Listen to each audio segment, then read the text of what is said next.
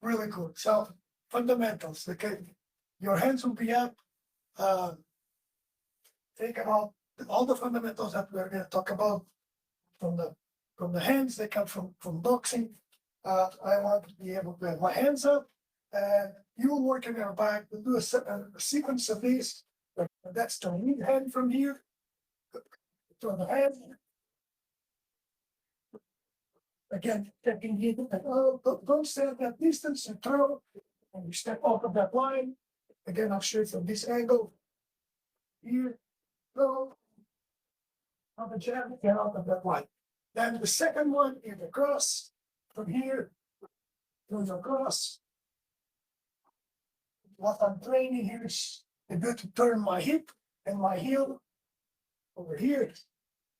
Should be able to see it even better. This is talking karate, okay? It's a the gyatotsuki, it's reverse punch. So I got the head, cross here, this side, then back. Obviously, training with the partners, always better, okay? Always better. Coming in here. And think about the left hand, right hand. That's a jab and a cross. Then with the palms, fundamental self-defense in this upright angle. Okay. That's on this side. Then we have a hook and a slap. There, and here, either hook, turn it around, and you can use either the arm in this fashion or this fashion. It is easier in the beginning like this so you don't get hurt. Or there, or even longer. The slap. Again, same idea. Hook, get out of that line, use more than one. Think about this at both at the head level or the body. Like usually examine when you hit, and there, your momentum around the bag. And there, 1, 2. So we have there, cross, hook, and we'll have the uppercut. Uppercut is coming up, there, and slam up here. Knuckles going up with the head. And anything diagonal, okay? There. Some folks call it the Mexican hook. It's one way. So together,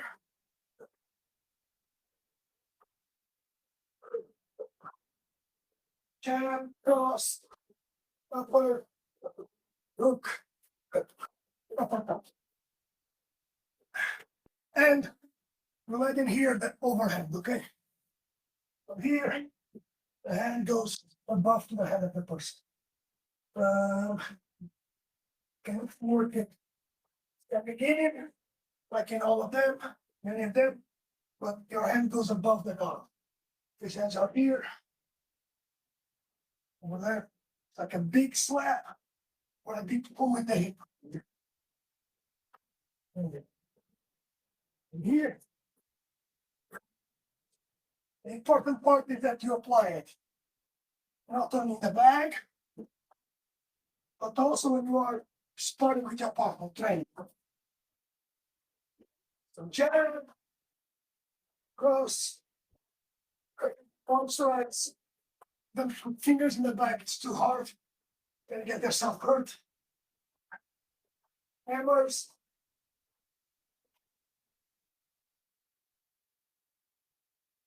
Okay. Gonna continue that. So elbows.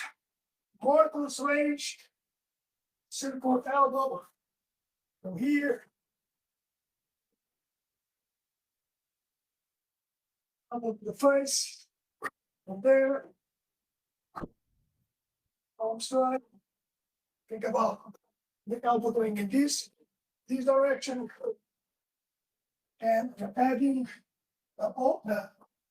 that curriculum from Krav Maga from here. So get circular elbow to the face. Same here. Circular elbow to the face. That direction. This direction. Now, also lead elbow. From there, the hands are up, like carrying the guard. And the knee. Back hand. Pick them up and grabbed. From there. There. So circular, lead, falling, inside. It's different pulling it up. And those would be fundamental what's possible to enact. Okay, important. If you are boxing, you can hear. If I'm applying these, can cover and bring the elbow from the top. Very well seen in Muay Thai. So one jab, hook, uppercut, uppercut slap. All of the body is always changing. Getting off of the line. Elbow, elbow, elbow, elbow inside. And that covers most of the techniques that you need to apply in this type of situation. Now, let's put legs. Start with long range weapons. And I'll be able to use kick to the ground, usually with the right leg. It's the fastest one to get there. In there, in here, at the ground level. And the ball of the feet at the ground level. Besides the front kick, roundhouse. Put there. Let the hip flow. On one side. With the half step. Again, hands up. Get up the line and kick. Roundhouse.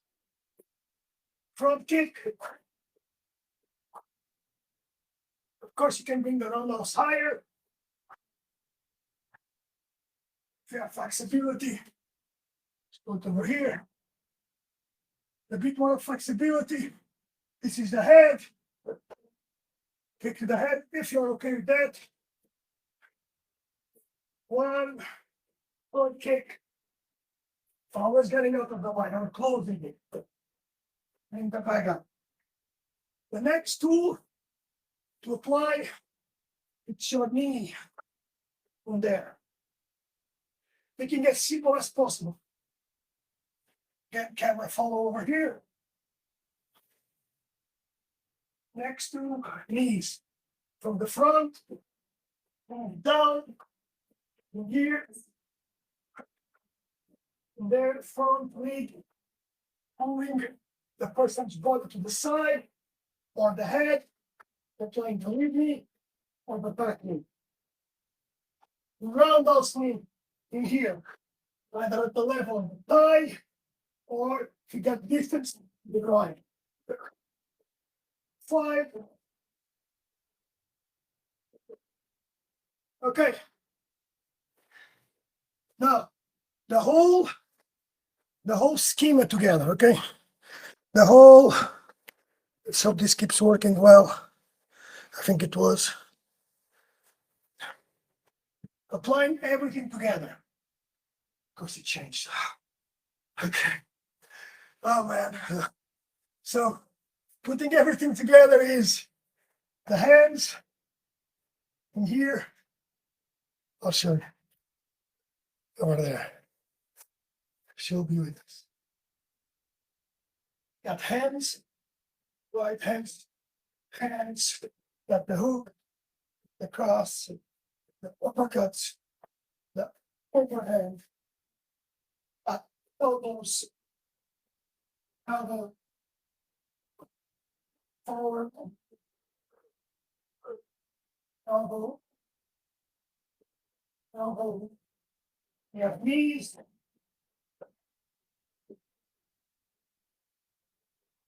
circular knees,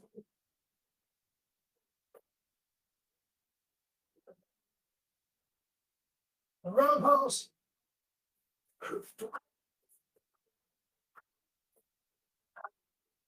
front kicks, session to the groin. That gives you a good amount of tools for you to work on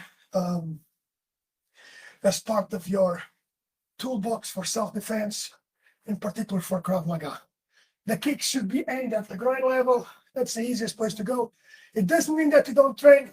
Look, coming back to it.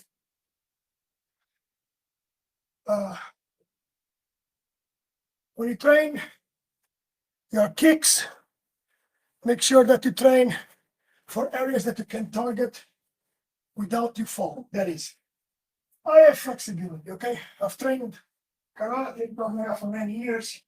So I can place a kick to the head with certain confidence.